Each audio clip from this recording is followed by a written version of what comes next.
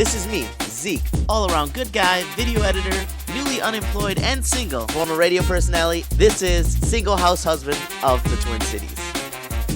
Put my seatbelt on. Make sure safety first is always a good thing to do. Put on your seatbelt. As you can see in the back, I have a smoker, and now it's time to go get some nice, strong, firm, hard wood that can last a long time. Where to get nice wood, hard, firm wood? Fleet Farm, the man's man store. All the wood, apple wood, hickory, and gourmet blend.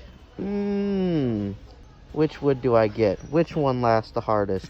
I mean, which one lasts the longest or the best? This is me putting together my new smoker from Pitboss. Found it at an amazing price on Black Friday from Menards. Save big money at Menards. Yeah, I do. And it was all going well until the very end where I ran into an issue with this clipped wire. Find out what happens on the next episode of Single House Husband of the Twin Cities.